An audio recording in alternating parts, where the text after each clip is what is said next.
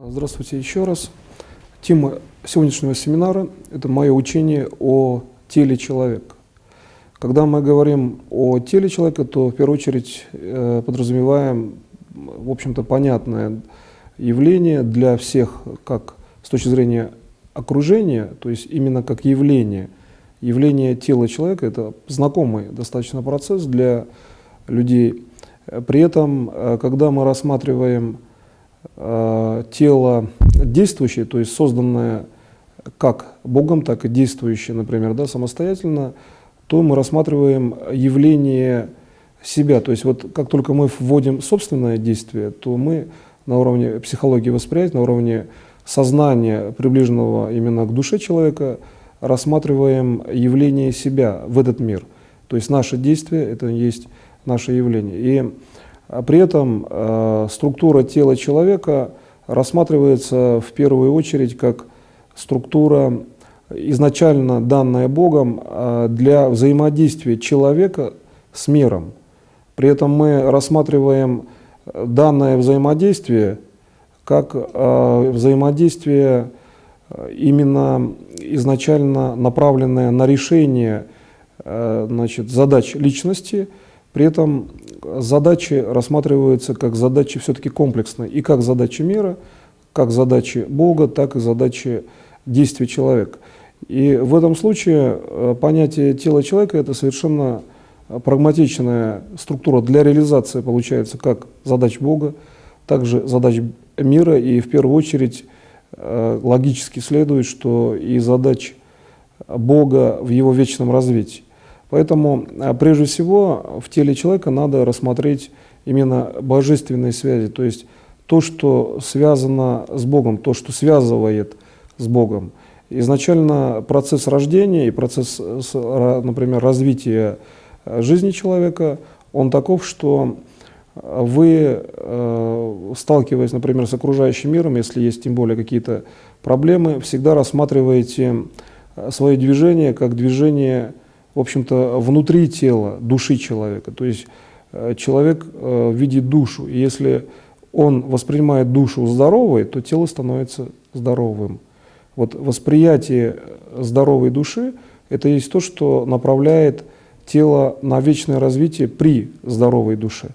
Вот здесь в формулировках будьте внимательны, потому что здесь одна следует из другой, и это очень может быть колоссальный восстановительный эффект, например, тела человека, если формулировки, например, иметь многоуровневое восприятие. И также и тело – это многоуровневая система, когда каждое действие, направленное на реализацию, казалось бы, в общем-то, простой, может быть, системы, какого-то элементарного действия, например, выпить стакан воды, при этом мы используем вестибулярный аппарат, например, само тело, и при этом участвует еще такой внешний атрибут, как стакан воды. Если мы начинаем думать о том, а как вот с точки зрения абсолютного строения мира стакан воды существует в плане взаимодействия с телом человека, ну, предположим, придадим стакану воды одухотворенные свойства и будем считать, что стакан воды – это есть действующая система по отношению к телу человека,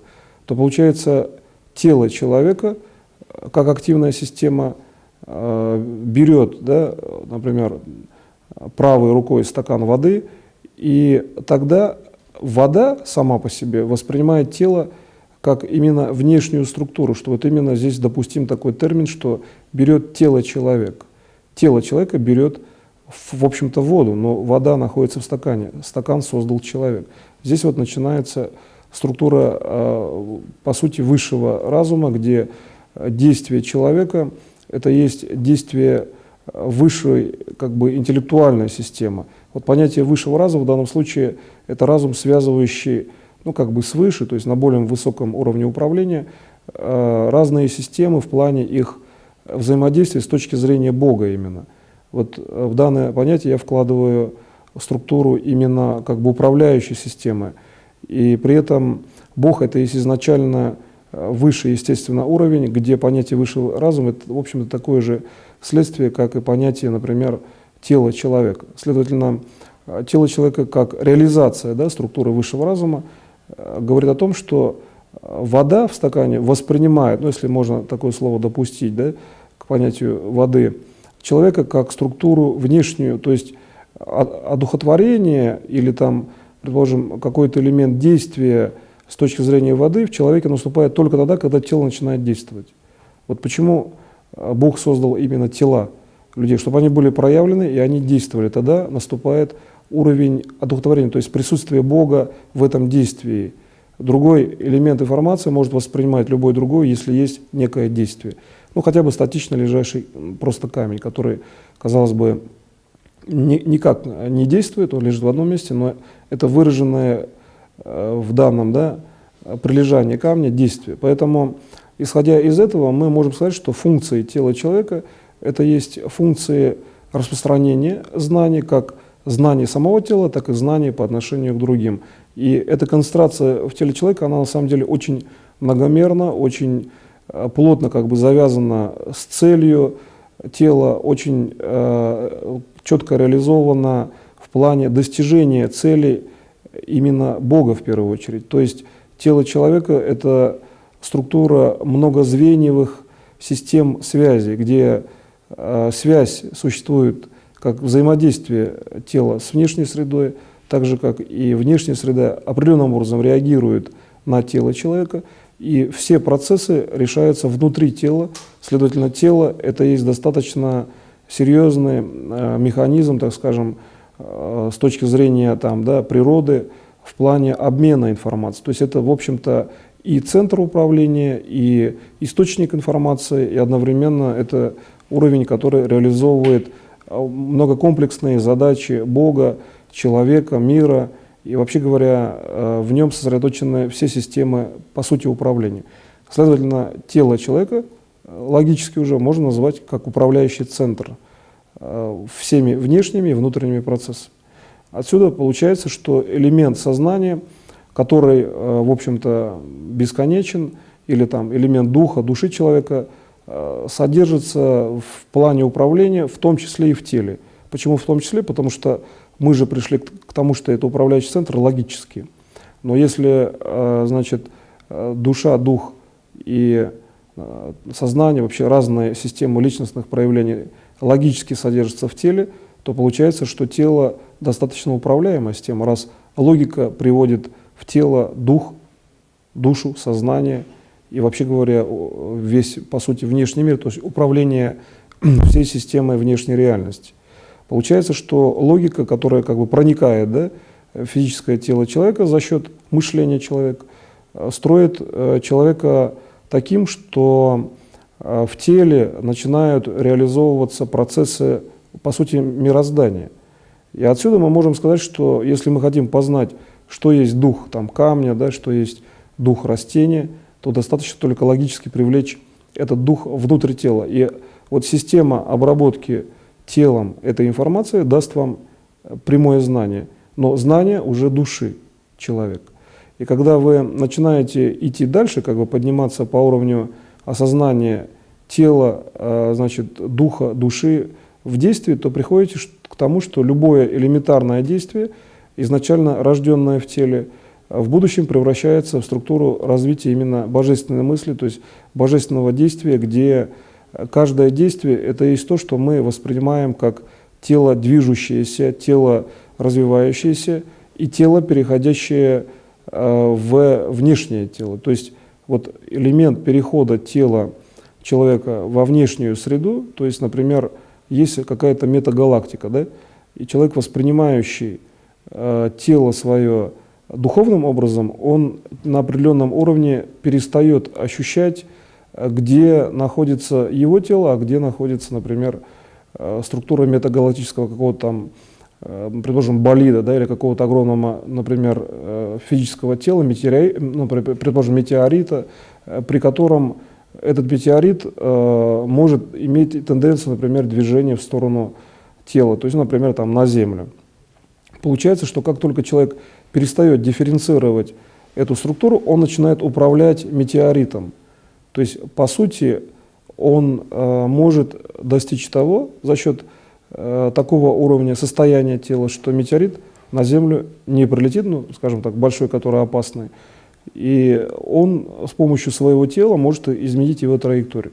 Для этого просто-навсего нужно выйти на духовном уровне в структуру неразрывности тела человека и внешней системы. То же самое применяется по отношению к тому, чтобы не было ядерного взрыва. То есть, когда тело человека начинает взаимодействовать с структурой, предположим, просто ядра, например, да, какого-то элемента или, предположим, ядерной реакции, то отделение тела человека от структуры, например, какой-либо ядерной реакции происходит прежде всего потому, что человек разделен по образу и подобию Божьему, то есть он в принципе разделен от структуры, предположим, реакции. И если здесь сама реакция ядерная, она происходит, ну, предположим, в каком-то реакторе или может произойти при взрыве ядерной бомбы, то достаточно здесь использовать, в принципе, другой принцип. Принцип разделения тела человека и внешней, предположим, негативной системы. А для этого, в общем-то, используется достаточно простой уровень управления, связанный с тем, что если в случае, значит, противодействия тела человека, значит, по отношению к макротелу, да, какому-то болиду огромному, который может, или комете, которая может лететь в сторону Земли, или в сторону просто физического тела человека, мы используем уровень неразрывности, то есть, казалось бы, далекие процессы, но тем не менее мы используем уровень неразрывности. Так устроен мир именно по принципу аккумуляции, как бы, да, внешней энергии. То здесь, в случае экранизации от ядерного взрыва, мы наоборот используем принцип отрыва тела от негативного источника. Также можно использовать эту технологию при лечении заболеваний, когда экранизация, то есть отрыв там, где нет заболевания, тело там, где нет заболевания, мы тогда становимся здоровыми. То есть здесь принцип основан на именно истинном статусе человека, где человек создан в уникальном уровне изначально Богом, следовательно, у Бога есть место, где человек находится в безопасности в любом месте. То есть это место у Бога. И когда вы это осознаете, то ваше тело попадает в структуру безопасности. И дальше вы начинаете работать уже в сторону вечного развития. Но само понятие тела, естественно, в вечной конструкции приобретает именно уровень одухотворенности, в общем-то, в том числе внешними структурами взаимодействия с материальным, духовным миром. То есть, если вы находите эту область у Бога, где тело ваше в безопасности, вы имеете сразу же шансы, значит, познать вечное развитие практически сразу. То есть там, в общем-то, сразу виден этот горизонт, что есть вечное развитие для тела человека. Это совершенно конкретная информация, она находится на как бы удаленном горизонте и напоминает тот уровень, когда вот человек смотрит на, например, удаленный горизонт, он воспринимает некую бесконечную массу информации. Она, в общем, достаточно проста. Человек понимает, что там бесконечный горизонт. И то же самое, находясь в структуре Бога, дающего конкретно определенное место телу человека, вы можете воспринять всю информацию о вечном развитии сразу. Тогда получается, что одухотворение – это есть, в общем-то, необходимый фактор в теле человека. То есть дух присутствует в теле человека, потому что тело может развиваться бесконечно. И получается, что когда вы это понимаете, то видите дух не только как дух, например, личностный, да, и, ну, например, ваш, или дух данный Богом изначально, как бы из первичной точки передачи, да, духовной составляющей, как бы дух, идущий от Бога просто. Но вы видите, что дух – это есть, в общем-то, следствие, в том числе и вечного развития.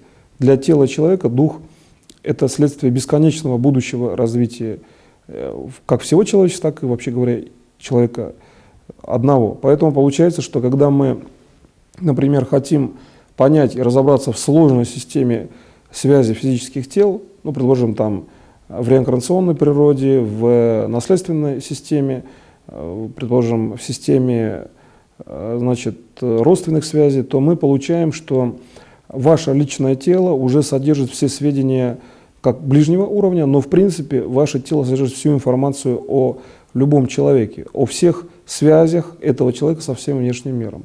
По сути, это получается потому, что Бог дал эти знания изначально каждому для того, чтобы человек ориентировался в этом мире с точки зрения всего предшествующего опыта любого человека.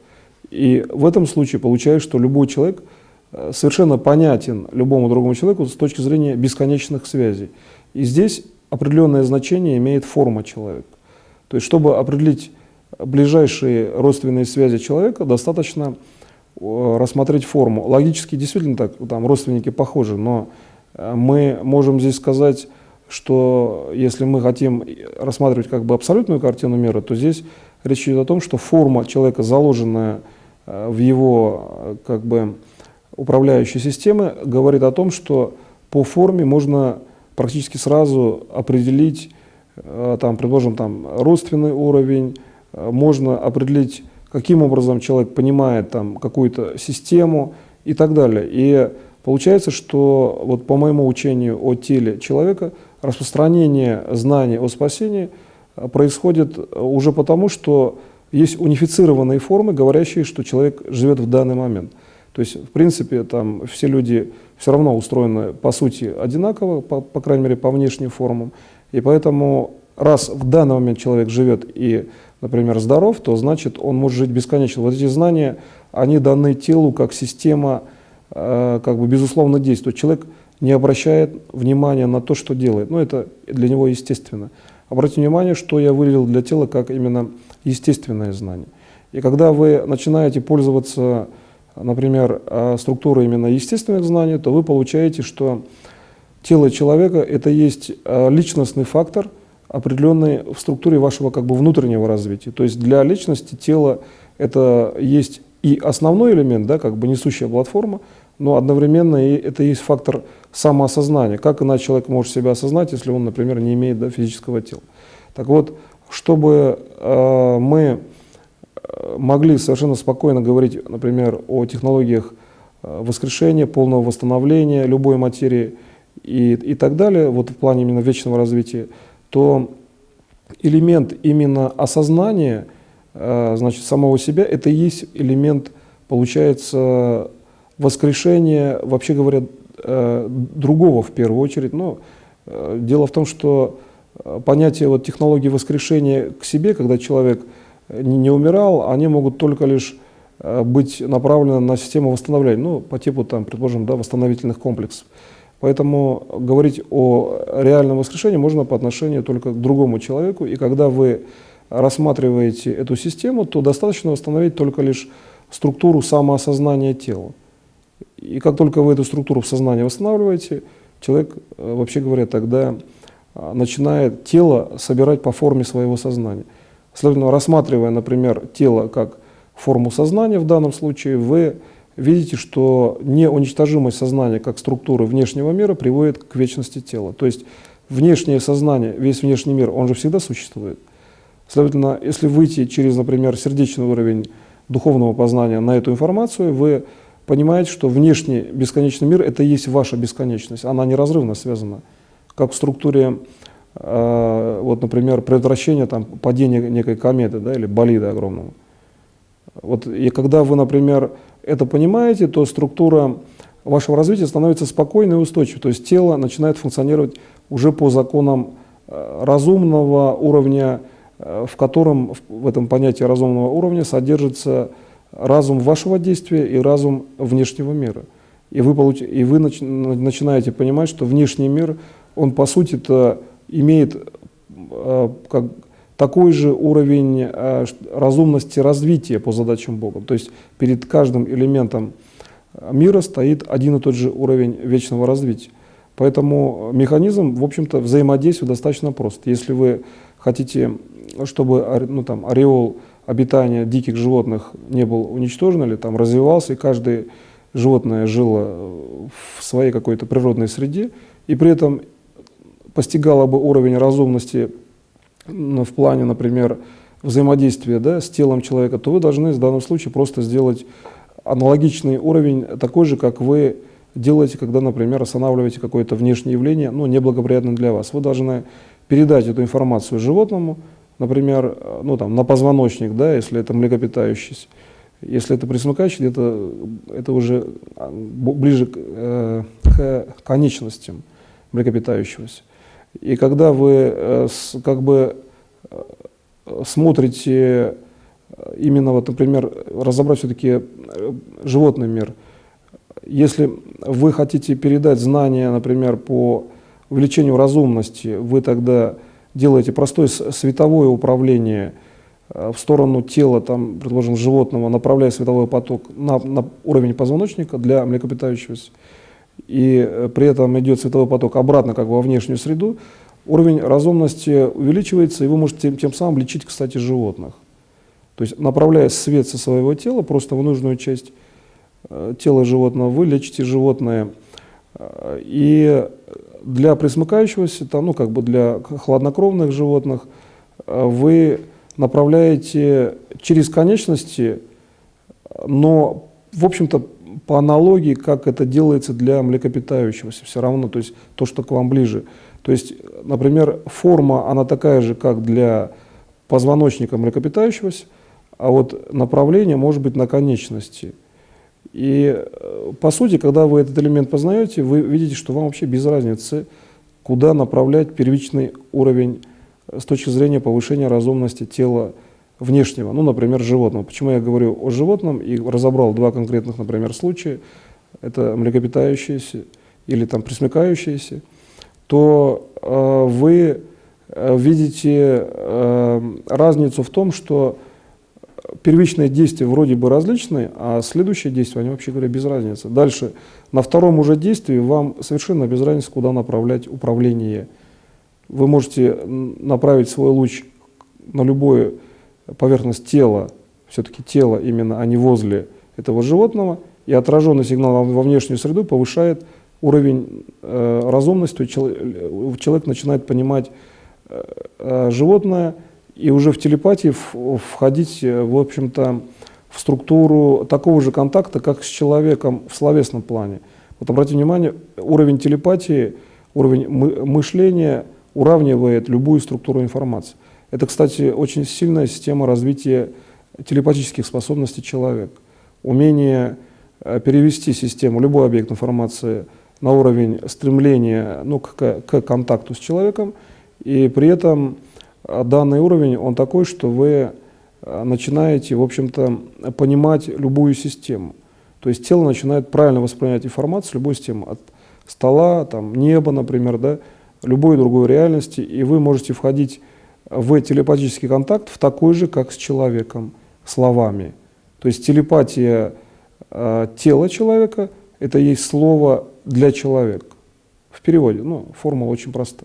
Как только вы эту формулу начинаете понимать, вы видите, что слово, значит, для человека, но ведь для человека изначально создан и внешний, да, мир, так же, как и для других систем, то для тела человека слово обозначает конкретное действие, направленное, например, на там, звуковые рецепторы, то есть у человека есть системы восприятия слова, там, звуковых, например, колебаний.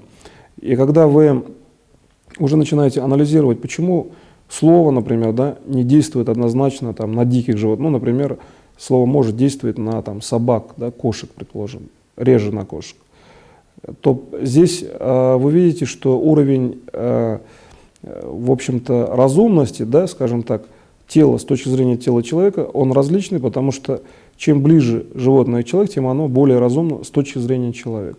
Но рассматривая человека как управляющую систему для как бы инертных систем, да, внешней реальности, мы можем сказать, что значит, приближенные к человеку, они, в общем, начинают развиваться так, что даже начинают понимать слова. Ну, например, собака понимает команды.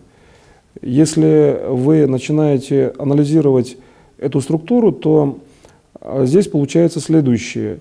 Почему вот нельзя, например, разрушать просто дикую, да, скажем, природу? Потому что если оставить структуру только как бы культивированного развития, ну как бы развития, связанного с несвободным состоянием животных, там, дрессированные собаки, да, кошки и так далее, то мы получаем, что приближение к телу происходит путем волевого участия человека. А вот если мы имеем просто дикую природу, где идет приближение к телу человека на основе как бы выбора, свободного выбора животных, хотя это как бы логически может быть не совсем понятно, как животное может делать выбор, но ведь с точки зрения создателя животное же делает какой-то выбор, оно как-то там обитает в своем ореоле обитания, то тело животного — это есть форма, несущая как бы структуру выбора. И если мы рассмотрим все позиции в мироздании, то мы увидим, что дикая природа — это есть та информация, которая, вообще говоря, сдерживает своей, в общем-то, нейтральностью, да, неучастием, там, предположим, в социальных процессах человечества, сдерживает возможность, например, там, ядерной войны или там, бактериологической войны. Бактериологическая очень просто, если, например, используется бактериологическое оружие, если там есть много животных диких, то, в принципе, может быть такое мнение, что не надо использовать, да, в этом месте. То есть достаточно считать, что одно тело животного или там, много тел могут задержать использование бактериологического оружия, значит, животное влияет своей нейтральностью, то есть как бы неучастием в социальных системах человека. Я специально здесь подобрал такое многосложное понятие взаимодействия тела, например, там, животного, тела камня, да, тела человека, чтобы отразить статус, что тело человека — это есть передатчик знаний, по сути. То есть знания, идущие от тела человека, они совершенно равнозначны, что идущие от человека к собаке, которая приручена, да, что идущего от человека к дикому миру. И когда мы начинаем это понимать, то мы видим, что разница всего лишь навсего в том, с точки зрения Бога, что собака сделала выбор быть возле человека, это ее личный выбор, а дикое животное сделало выбор находиться там в ореоле обитания. Значит, вся внешняя система, это есть система также выбора, свободного выбора как бы по отношению к телу человека. Когда мы говорим о том, что вот бы нам сблизиться с какой-то там развитой цивилизацией, вообще хоть какой-то, да, формой жизни на каком-то большом расстоянии, то мы прежде всего должны тогда понять систему сближения. То есть не в плане там прилетели откуда-то, предположим, пришельцы и там все в порядке, да, сближение произошло. Но с точки зрения управления через тело человека это должен быть ресурс самого тела. Если мы хотим что-то познать, структуры взаимодействия тела и тела. Телепатически или там ясновидением можно смотреть куда угодно и видеть, в общем-то, любую конструкцию, которая реально существует, причем на любом расстоянии. Но когда вы хотите удостовериться, вы должны же телом приблизиться и что-то потрогать, там, отщипнуть кусочек породы или его посмотреть через микроскоп.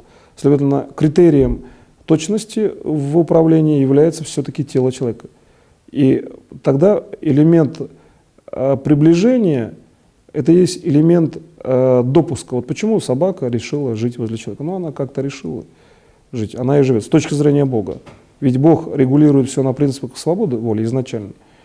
Если мы, например, начинаем исследовать этот процесс с точки зрения управления через тело человека, то мы начинаем познавать мир так, что мир становится познаваемым, потому что там есть тело человека.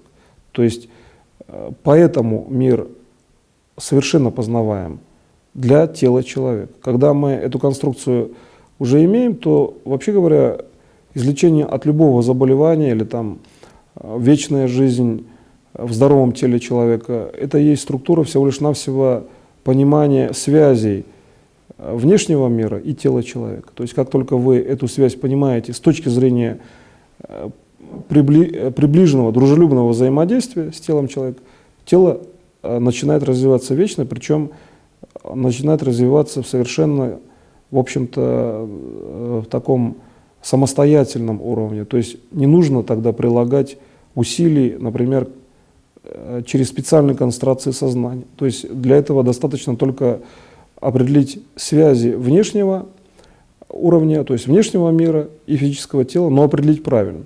А правильное определение — это есть выполнение задач Бога каждым элементом информации, то есть каждым телом. И здесь вот возникает основная концентрация для действий, то есть основная как бы система и задача управления. Ведь каждый элемент между физическим телом человека и любым другим телом — это самостоятельный элемент. То есть любой элемент воздуха, любой элемент, казалось бы, искусственно воспроизведенной системы. И мы приходим к тому, что для того, чтобы осуществить взаимодействие, нам нужно фактически как бы договориться с совершенно свободными системами, которые окружают физическое тело человека. И эти свободные системы, изначально свобода в том, что их свободными создал Бог единый, начинает взаимодействовать также свободно с любой другой системой. То есть возникает система фактически бесконечных степеней свободы в каждой локальной системе, в каждой точке даже. И вот этот уровень бесконечных степеней свободы — это и есть Бог присутствующий, в том числе и в теле человека, действующего по задачам Бога. Когда вы эту структуру понимаете, вы видите, что ваше тело вечно, потому что оно видит Бога во всем проявлении. Вот телом человека, своим собственным телом можно видеть абсолютно полное проявление Бога для вас лично и, вообще говоря, для всех. Вот в этом есть уникальная способность тела, потому что это как своеобразная система фокусировки, туда приходят все знания. И когда вы, например, эту структуру понимаете, то вы видите, что ваша задача определена, в общем-то, вами самими самостоятельно в тот момент, когда вы это тело заимели, в момент зачатия, дальнейшего развития. Следовательно, ваш свободный выбор — это и есть тело человека, ваше тело. Когда вы эту структуру понимаете, вопросы управления становятся очень понятными с точки зрения передачи знания. То есть вы знаете, что нужно сделать, чтобы знание вообще передать. То есть какое действие сделать рукой, какое слово сказать. То есть вот тело начинает гармонично функционировать в плане задач Бога. Когда эта гармония свыше вам видна, любые процессы, которые перед вами возникают, сложные процессы, какие-то требующие управления, возможно, отрицательные, какие-то перетурбации где-то на информации, вы очень спокойно это все берете под систему управления, всего лишь навсего выставив тело на информационный поток, идущий от Бога, где вы действуете по задачам Бога. Когда вы внутренне это понимаете, когда вы это знаете телом, любые проблемы перед вами решаемы. Причем ваша практика показывает, что они могут решаться бесконечное время. Все зависит только от того, что вы на информации тело выводите в контакт с Богом. В принципе, вы это делаете в процессе своего мышления. Следовательно, получается, что если мышление играет для тела такую существенную роль, то здесь можно рассмотреть мышление как структуру управления телом, но воспроизведенную самим же телом. То есть тело есть и управляемая среда, и тело есть также и управляющий центр. Когда вы приходите к такому пониманию, вы понимаете, как устроено тело физическое единого Бога.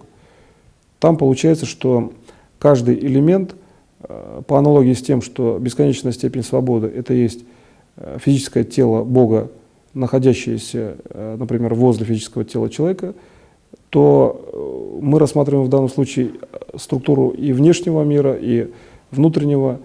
И когда мы здесь рассматриваем систему развития, причем такую, что вы хотите через, например, познание физического тела человека сделать конкретное управление, то здесь возникает много методологических систем, очень простых, которые вам доступны изначально уже потому, что вы телом своим владеете, вы же перемещаетесь, делаете действия и так далее. И вот технически простые системы управления заключаются в том, что через определенные концентрации на теле своем, в принципе, на теле любого человека, можно выработать структуру регенерации тела, то есть восстановление тела в процессе деятельности, а также восстановление тела, например, в профилирующей ситуации, то есть подготовить тело к каким-то ситуациям. Для этого нужно рассматривать простой принцип, о котором сейчас я сказал, в плане организации, например, именно того восприятия, когда вы видите Бога возле тела, то есть именно видите Бога всем телом.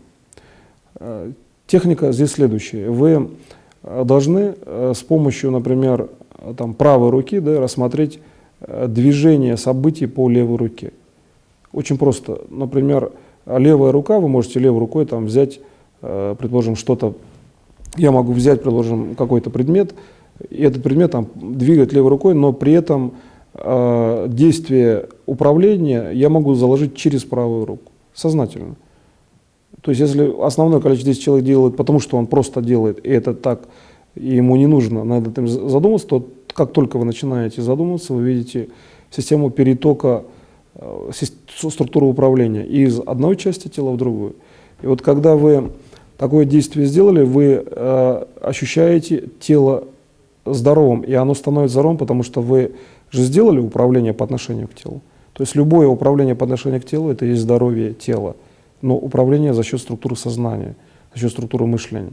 И здесь вы начинаете видеть, что ваша душа – это структура, формирующая тело, в том числе формирующая. Когда вы переходите на значит, эту именно структуру, вы понимаете, что душа прежде всего требует реализации часто совершенно конкретных задач. То есть вот конкретные задачи, стоящие в совершенно, казалось бы, частных каких-то действиях тела, там, налить чашку чая, это может быть задача души. Достаточно серьезно в плане том, что если вы наливаете чай через секунду, то, по крайней мере, планета не уничтожена. Вы же где-то наливаете, на планете вы стоите. Следовательно, вот элементарное действие тела для души часто это макрозадача. И получается, что вы с точки зрения действия от души часто действуете так, что максимальная концентрация действия души это есть элементарное или там сложное, да, вообще любое действие тела. Тело это есть максимальная концентрация в действии души. Всегда. То есть для души это, в общем-то, получается достаточно концентрированная, в общем-то, максимально концентрированная система в структуре самой души. И получается, что когда вы начинаете действовать значит, от тела, вы понимаете, какую нагрузку имеет ваша душа, когда реализовывает задачи тела. Когда вы смотрите на значит, душу через свое тело, всем телом, то вы смотрите так же, как вы смотрите на Бога.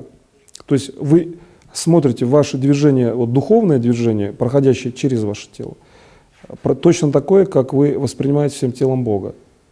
И здесь вы видите очень четко, что дух организующийся есть также дух, идущий от тела. То есть одухотворенность, связанная с телом. Почему, например, многие практики, ну, как бы культивирующие структуру развития тела, вот, например, святые или, если, предположим, рассмотреть процесс именно развития тела по духовному признаку, то тело начинает фактически излучать в диапазоне управления, то есть в диапазоне именно того света, который является светом управления, само тело. То есть тело, которое развито по законам вечного развития или развивается, оно само начинает излучать вот это вот, в общем-то, благодатное действие на внешний мир, и внешний мир, соответственно, синхронно начинает развиваться в сторону лучшего там, развития.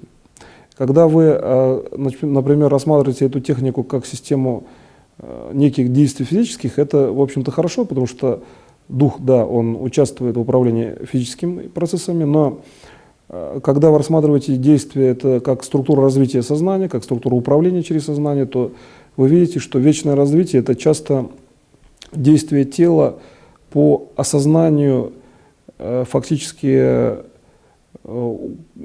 как бы уровня своего собственного сознания, то есть тело как внешний источник, как инструмент изучения сознания. Здесь вот возникает несколько парадоксальная ситуация в плане том, что сознание, казалось бы, да, это все-таки часто воспринимается как внешняя величина, через которую изучается, предположим, тело или какая-то другая величина, но вот с точки зрения моего учения о теле человека, тело это есть независимая система управления восприятием, и телом можно изучать сознание собственное. И когда вы начинаете ставить вопрос, а как же изучить собственное сознание в пользу для себя, как применить, достаточно здесь просто выйти на уровень как бы абстрагирования, то есть вы выводите тело в структуру действия Бога, с логическим уровнем сознания, но в действии Бога и тело, и сознание организовываются одновременно. там, где есть истинное действие Бога, между телом и сознанием нет различия во времени организации. И когда вы этот элемент находите логически, вы четко очень видите, где тело, где сознание. И тогда путем уже духовного действия вы можете соединить тело и сознание, а получается, ведь сознание это вечная конструкция, потому что она больше как информационная система управления. Раз она вечная конструкция, и вы, сжимая сознание с телом, придаете телу фактически статус вечного развития, по аналогии, как делает Бог, и делаете вечной конструкцией душой. Душа не только вечная, но и бесконечная система, созданная изначально Богом, то получается ваше тело естественно вечно, более того, оно многорезервно вечное. То есть у вас есть уровни управления, которые вы имеете через физическое тело человека и которые показывают, что ваше физическое тело вечное. Уровни управления находятся всего лишь навсего в вашем собственном физическом теле. Если мы начинаем искать такие системы в виде конкретных точек или каких-то конкретных там, чакр или такого типа понятий, то тогда мы всегда переходим к как бы логичным, то есть к акцепторным конкретным точкам, которые имеют, в общем-то, ограниченную систему для какого-то действия. Ну, например, 100 лет, если сконцентрироваться на одной точке, информация одной точки может развиваться 100 лет. Да, и может, в принципе, вполне благоприятно. Ну а если вечное развитие, тогда получается, что информация должна постоянно инициироваться телом. То есть, наоборот, исходить из тела. То есть тело — генератор энергии, генератор информации, генератор, в общем-то, мира, так скажем. Да? И тогда мы приходим к аналогии к физическому телу единого Бога, где Он тоже все создал сразу и, получается, в реальном времени также и создает, да, как обычный человек участвует в процессе создания всех элементов реальности. И здесь получается, что вот обратное действие по отношению к человеку, то есть если мы хотим рассмотреть прагматичный смысл, предположим, там, излечения от заболеваний конкретных, здесь получается, что мы должны видеть тело человека как тело, идущее к Богу, идущее именно по дороге вечности, то есть идущее в вечность, в плане вечного существования самого тела. Тогда получается, что здесь мы обнаруживаем, что тело может развиваться только в присутствии сознания, только в присутствии души, духа. И вообще говоря, всех характеристик личности, именно той личности, которая здравомыслящая личность в плане социальных аспектов. То есть есть аспекты «не убий», есть аспекты вечного, там, например, гармоничного развития и так далее. И видно, что эти все аспекты — это есть потребность и, вообще говоря, структура жизни тела, направленная на, на развитие там, культуры, цивилизации, где тело — это может быть и воплощение культуры. Например, там, живопись, основанная на контурах тела, основанная на теле, это есть часто вечная структура восприятия.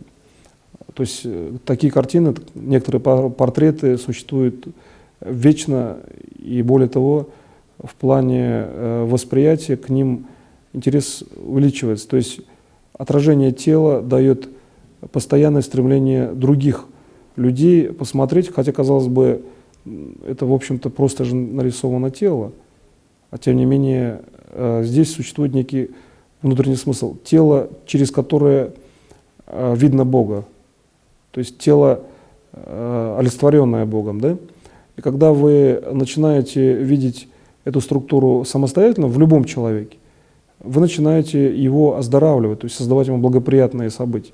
Когда вы видите изначальный смысл создания тела Богом, вы видите, что тело создано для того, чтобы вы имели вечное развитие для самого себя. Вот в теле ясно совершенно, что речь идет о вас.